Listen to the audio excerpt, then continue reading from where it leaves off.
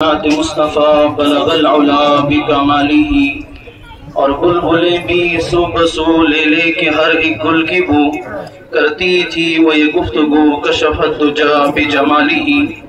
تمریاں بھی شوق میں ڈالے ہوئے سر توق میں کہتی تھی وہ یہ اپنے ذوق میں حسنت جمیع خصالہ۔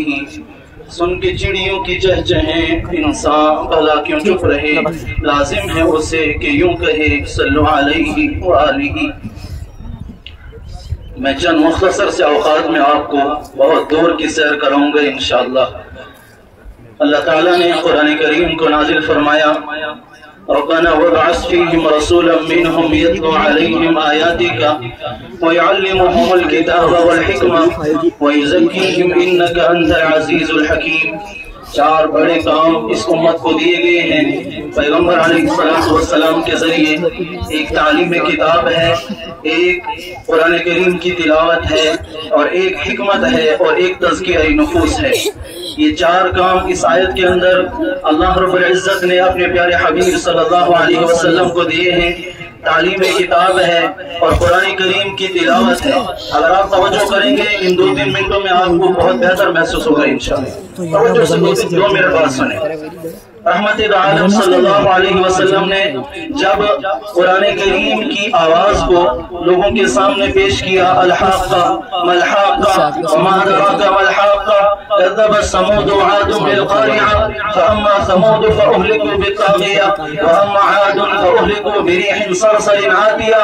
جب اللہ رب العزت کا یہ قرآن حضرت عمر بن خطاب رضی اللہ تعالیٰ عنہ نے سنا، کہا ما اشعر هذا الرجل، یہ انسان کتنا بڑا شاعر ہے، کتنا اچھا شعر کہتا ہے، الحاقہ ملحاقہ وما ادراک ملحاقہ، کتنے اچھے شعر کہتا ہے۔ حضرت عمر جیسے ہی یہ بول رہے تھے، رحمت عالم صلی اللہ علیہ وسلم کے پاس جبریل امین آتے ہیں، ما ہوا بقول شاعر، یہ کسی شاعر کا کلام نہیں ہے۔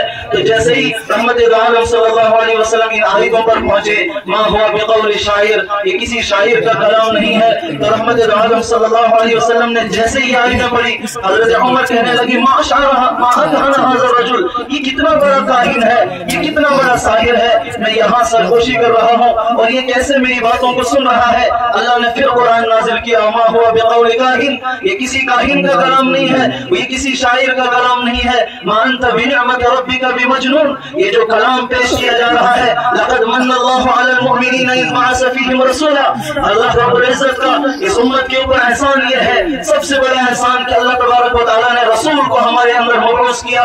ربنا وابعث فیہم رسولا منہم یتلو علیہم آیاتک، جب وہ قرآن کریم کی آیات کو پڑھتے، حضرت جبیر بن مطعم رضی اللہ تعالیٰ عنہ ابھی اسلام کے اندر داخل نہیں ہوئے تھے، کفار مکہ کے یہاں جیسے وہ اپنی منمانیاں کرتے تھے، کہتے تھے قرآن کو نہیں سنیں گے، کانوں کے اندر انگلیاں بھر دیتے تھے، روئیاں ٹھوس لیتے تھے کہ ہم اس قرآن کو نہیں سنیں گے۔ پھر جب مکہ کی زندگی ختم ہوئی، مدینہ پہنچے حضرت جبیر بن مطعم تو سنا رحمت عالم صلی اللہ علیہ وسلم کے زبانی، والطور وکتاب مسطور فی رب منشور والبیت المعمور والسقف المرفوع والبحر المسجور ان عذاب ربک لواقع۔ جب اس آیت کو رحمت عالم صلی اللہ علیہ وسلم پہنچے، حضرت جبیر بن مطعم بعد میں اپنی تاریخ نقل کرتے ہیں اور کہتے ہیں کہ مجھے یوں محسوس ہونے لگا جیسا ابھی آسمان پھٹے گا، ابھی زمین پھٹے گی اور اس عذاب کو مستحق میں بھی ہوں۔ اور سب سے پہلے رحمت عالم صلی اللہ علیہ وسلم کے سامنے گیا اور کہنے لگے، یا رسول اللہ، مکی زندگی کے اندر میں نے اس دین کو نہیں سمجھا، اس قرآن کو نہیں سمجھا، لیکن اب مدنی زندگی کے اندر میں ہدایت کا عالم ہوں، میں آپ کے سامنے یہ عرض کرتا ہوں، گزارش کرتا ہوں کہ مجھے کلمہ پڑھا دیجئے۔ رحمت عالم صلی اللہ علیہ وسلم نے ان کو کلمہ پڑھایا، اشہد ان لا الہ الا اللہ واشہد ان محمدا عبدہ ورسولہ۔ میں نے بے شمار موضوعات آپ کے سامنے پیش کرنے کی کوشش کی تھی، میں نے جمع کیا تھا ان کو، لیکن وقت بہت مختصر ہے۔ اسی آیت کا آخری جز ہے وَيُزَكِّيهِمْ، رحمت عالم صلی اللہ علیہ وسلم کا ایک کام ہے امت کا تزکیہ، اور کیسا تزکیہ کیا؟ صحابہ کرام کی طرف نظر طائرانہ کیجئے، ایسا تزکیہ کیا۔ ایک عورت آتی ہے، یا رسول اللہ صلی اللہ علیہ وسلم، مجھ سے گناہ ہو گیا ہے، میں بدکار ہوں، مجھ سے گناہ ہوا۔ رحمت عالم صلی اللہ علیہ وسلم نے کہا کہ عورت پاگل ہے، اس کو لے جاؤ، اس کو لے جاؤ۔ حالانکہ اس کو معلوم تھا کہ میری عزت کم ہو رہی ہے، یہ کہتے ہوئے کہا، یا رسول اللہ، مجھ سے گناہ ہوا، اب میں سزا کے بغیر رہ نہیں سکتی، آپ کو مجھے سزا دینی ہوگی۔ حضرت رحمت عالم صلی اللہ علیہ وسلم نے کہا، جو بچہ آپ کے پیٹ کے اندر ہے، جب یہ بچہ پیٹ سے باہر نکلے گا، جب یہ دودھ پینا چھوڑ دے گا تو پھر میں اس گناہ کی سزا سناؤں گا۔ رحمت عالم صلی اللہ علیہ وسلم کے پاس ایک دفعہ پھر یہ عورت آتی ہے اور اس بچے کی عمر بہت کم تھی اور اس کے منہ کے اندر اس عورت نے روٹی کا ٹکڑا رکھا۔ کہا پیارے حبیب صلی اللہ علیہ وسلم آپ دیکھیے یہ بچہ اس قابل ہو چکا ہے کہ اب روٹی کھا سکتا ہے، اب میرے اوپر شریعت نافذ کیجیے، میرے اوپر حد نافذ کیجیے۔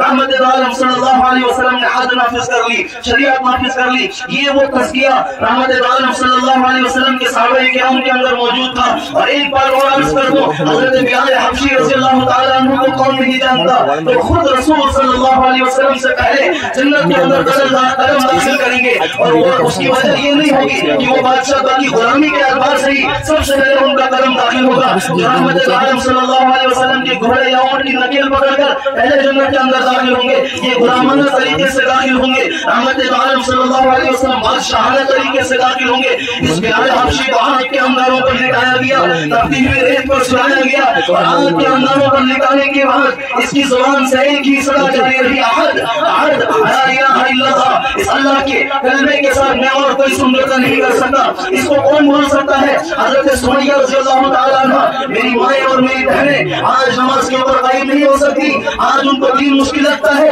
حضرت سمیہ رضی اللہ تعالیٰ عنہ سے کون ناواقف ہے؟ محمد کریم صلی اللہ علیہ وسلم کے دین کے اوپر انہوں نے اپنے جسم کے دو ٹکڑے بنوائے۔ حضرت سمیہ رضی اللہ تعالیٰ عنہ سے کہنے لگے کہ آپ کو مکہ کی شہزادی بنایا جائے گا، مکہ کی ملکہ بنایا جائے گا، لیکن اس محمد کے دین کو چھوڑ۔ حضرت سمیہ نے کہا میں کسی بھی شرط پر یہ بات قبول نہیں کر سکتی، اور پھر کائنات کا بدترین انسان کھڑا ہوا، ایک کام کو ایک گھوڑے کے ساتھ باندھا، دوسری کام کو دوسرے گھوڑے کے ساتھ باندھا، اور بیچ جسم میں برچھا مارا۔ حضرت سمیہ رضی اللہ تعالیٰ عنہ بیچ جسم سے تو لخت ہو گئی۔ کون ان باتوں کو بھول سکتا ہے؟ یہ صحابہ کرام رضوان اللہ تعالیٰ علیہم اجمعین کی قربانیاں۔ اور پھر اگر ہم قیامت کے دن پیش ہوئے اور ہمارے سامنے اتنی ڈھیر ساری قربانیاں ہوں گی، اور ہم سے اللہ نے یہ سوال کیا اے امت محمد آپ کیا کر کے آئے ہیں؟ مجھ سے سوال ہوا کہ تو نے دین کے پیچھے کیا کیا ہے؟ میں کہوں گا میں صبح کچھ کر سکتا یا نہ کر سکتا، سب سے پہلے اپنے چہرے پر بلڈوزر چلاتا تھا، سب سے پہلے میں اپنے چہرے کو صاف کرتا تھا۔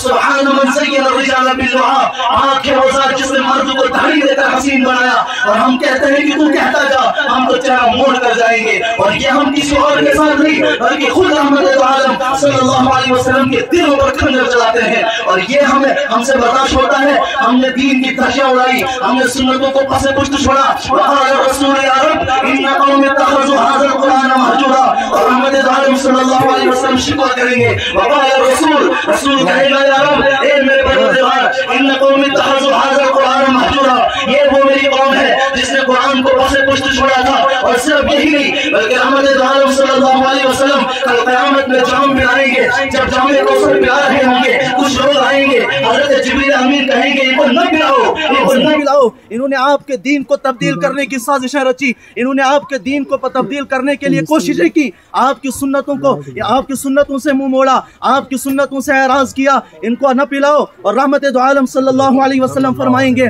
سحقن سحقن سحقن، تباہ ہو جاؤ تباہ ہو جاؤ، من ذا الذی غیر بعدی دینی، کہ آپ نے میرے بعد میرے دین کو تبدیل کرنے کی کوششیں کی، کہ آپ نے میرے بعد میری سنتوں کا مذاق اڑایا، کہ میرے چہرے سے نفرت ہوئی، جس چہرے کو حضرت عائشہ نے دیکھا، کہا زلیخا یوسف علیہ السلام پر فدا ہوئی تھی، کاش میرے محمد صلی اللہ علیہ وسلم کے چہرے کو دیکھتی تو اپنے جگر کے ٹکڑے کرتی۔ اگر مصر کی عورتوں نے یوسف کو دیکھا تو اپنے ہاتھ کاٹ بیٹھی، اگر میرے محمد کو دیکھتی تو اپنے جگر کاٹ بیٹھی۔ اور یہ حسن، اور ہم کہتے ہیں کہ ہمیں اس حسن سے محبت نہیں، انگریزوں کا یہودیوں کا فحاشی کلچر ہم نے اپنایا۔ لا تتخذوا بطانة من دونكم لا يألونكم خبالا ودوا ما عنتم قد بدت البغضاء من أفواههم۔ وہ انگریز کیا کرتے ہیں؟ وہ ہمارے خلاف دشمنیاں کرتے ہیں، اور ہماری دشمنی میں ان کو سکون آتا ہے۔ اور رب کا قرآن ہمیں کہتا ہے کہ آپ محمد عالم صلی اللہ علیہ وسلم کو مدد سمجھو، عجزوا علیہا بالنواجذ، آپ سنتوں کو مضبوطی سے پکڑو۔ وقت نہیں ہے ورنہ میں آپ کو تاریخ کے سفر کراتا کہ ہم کس تاریخ سے آئے ہیں